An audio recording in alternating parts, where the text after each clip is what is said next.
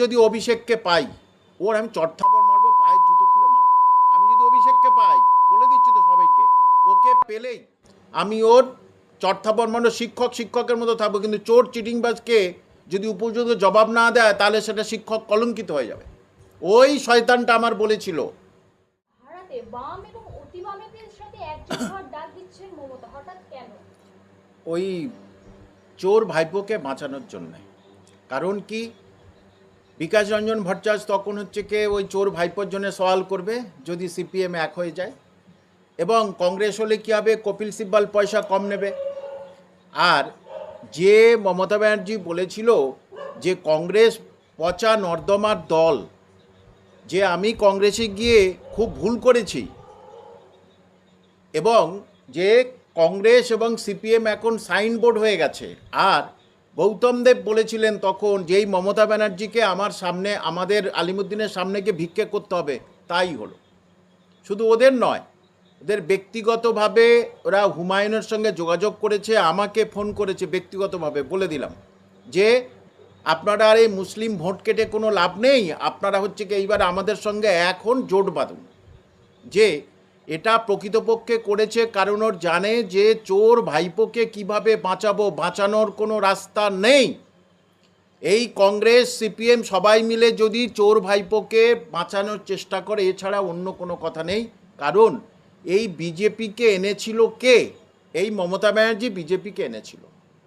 আজকের মমতা ব্যানার্জির মানে জীবনের সবচেয়ে কি বলবো, মানে একদম ফকিন্নি দিন, যেটাকে বলা হয় মমতা ব্যানার্জি একদম ফকিন্নি হয়ে গেছেন। তার কথাবার্তা সব কিছুতে কী অবস্থা। সবচেয়ে বেশি খুশি তো আমি এই জন্যেই যে আমি যদি অভিষেককে পাই, ওর আমি চটথাপড় মারবো, পায়ের জুতো খুলে মারবো।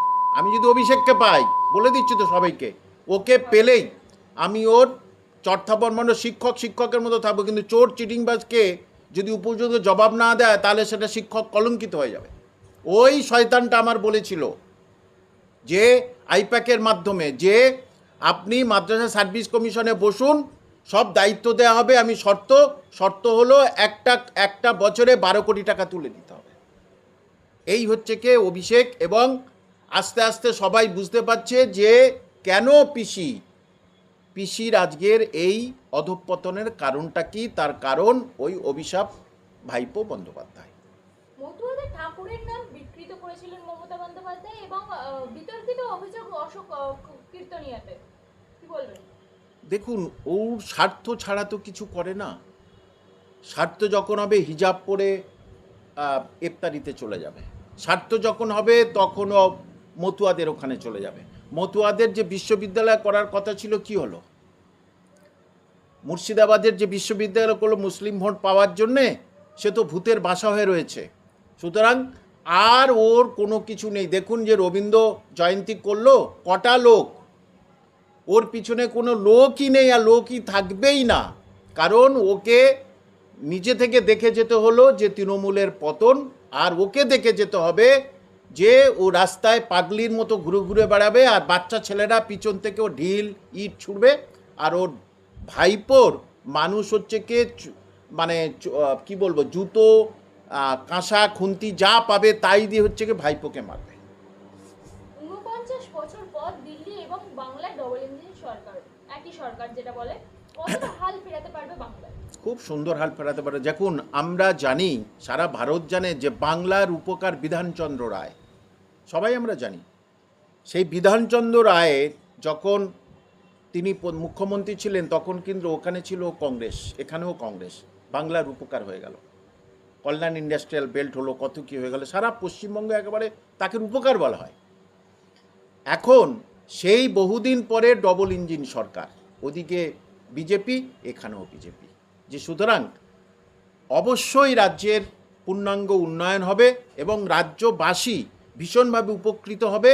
কারণ এই বামফ্রন্ট এবং এই তৃণমূলের সময়ে পুরোপুরি কঙ্কাল বার করে দিয়েছে পশ্চিমবঙ্গের।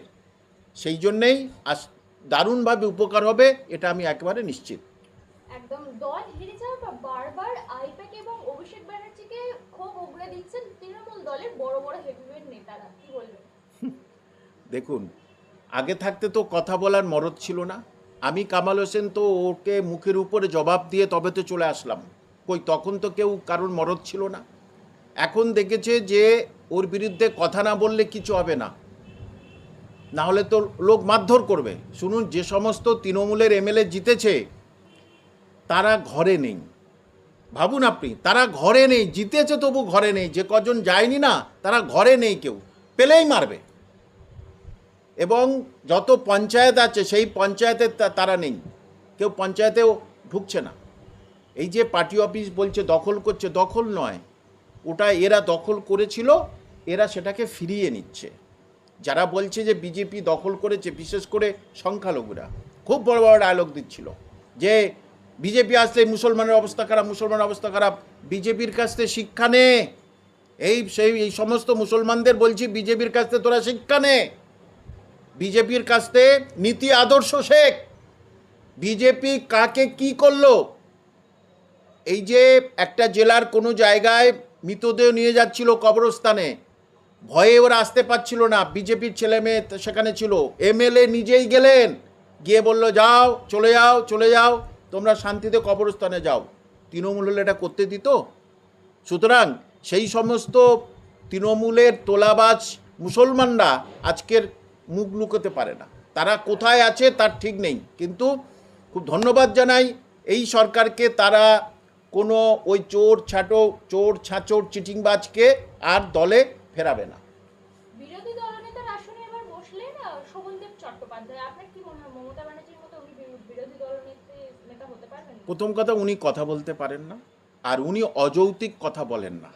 হ্যাঁ, মমতা ব্যানার্জি তো যত রকম অযৌক্তিক কথা বলে, হাসির খোরাক হয়, হাততালি পরে ওই জন্যে। কিন্তু শোভনদেব চট্টোপাধ্যায় ভদ্র নম্র লোক, উনি কিন্তু কোনো রকমের অযৌক্তিক কথা বলবেন না, উনি ঝগড়াপাটি কিছু করবেন না।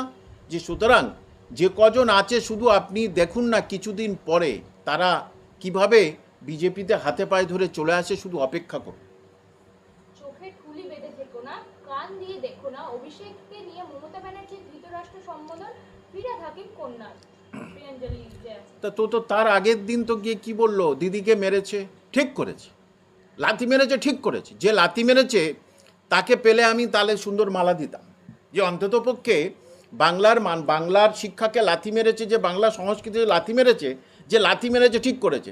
দেখলাম তা আমরা ভুয়ো, পুরো ভুয়ো। তা ববি হাকিমের মেয়ে তো তখন ওইটা নিয়ে বিরাট কাসুন্দি করে যায়, মেরেছে, লাথি মেরেছে, এই করেছে। হ্যাঁ, তাহলে এখন সে বলছে কেন? সে জানে এছাড়া তার বাবাকে রক্ষা করার কিছু নেই, জানে মেয়েটাকে ঢাল হিসাবে ব্যবহার করছে ববি হাকিম। ওর কোথায় কত টাকা, কত কি, সব ধীরে ধীরে বার হবে। এই জন্যে ও আগে থাকতে ওই মেয়রের পদ থেকে সরে আসতে চাচ্ছে। শুধু ববি হাকিম ওর মেয়েটাকে ঢাল হিসাবে ব্যবহার করছে, কিন্তু বাঁচতে পারবে না। বাংলাদেশ থেকে আমরা দেখতে পাচ্ছি যে বাংলাদেশে লোকেরা খুশি না বিজেপি এখানে জিতেছে, এবং আমার শেষ প্রশ্ন ওইটাই নিয়ে, জাতীয় নিরাপত্তার স্বার্থে বাংলাদেশ এবং বাংলার বর্ডার সিল করা হবে, অমিত শাহ নির্দেশ দিয়েছে। এবং আমরা অনেক ভিডিও পেয়েছি বাংলাদেশ থেকে যে মমতা ব্যানার্জিকে খুল্লা বলছেন যে আপনি একটা আলাদা দেশ ঘোষিত করুন পশ্চিমবাংলায়, কি বলবেন? দেখুন, ওরা ওই নিজের বইয়ের কাছে গিয়ে না খুব হম্বিতম্বি করতে পারে, বুঝতে পারছেন? কিছু পুরুষ আছে না, বইয়ের কাছে হম্বিতম্বি করে আর বাইরে মার খায়। তবে বাংলাদেশের ওই দাড়ি টুপিগুলো, ওই তোরা বর্ডার পার হয়ে এখানে এসে বল না, তোদের একেবারে জামা ফান খুলে আমি কামাল হোসেন ছেড়ে দেবো। ওই জায়গায় বসে ওরকম বলতেই পারে। হ্যাঁ, সাদ্দাম হোসেন তার নিজস্ব রাষ্ট্রে নানারকম ডায়লগ দিয়েছিল, তারপরে মাটির তলায় ঢুকে গেছিল যে বাংলাদেশের তোর কি আছে, তোরা কামান ব্যবহার করবি, কলা গাছ কেটে কামান ব্যবহার করবি, তোদের তো কোনো টেকনোলজি নেই। আর মমতা ব্যানার্জিকে কেন বলেছে? মমতা ব্যানার্জি থাকার সময় এখানে যখন এই রাজত্বে ওখান থেকে তো আসতো, ডাকাতি করে এখানে আসতো, এখানে খুন মার্ডার করে আবার ওখানে চলে যেত। এই জন্যই তো মমতা ব্যানার্জিকে ওদের খুব প্রিয়। তা কই মোদিজি ওদের কিছু করেছে?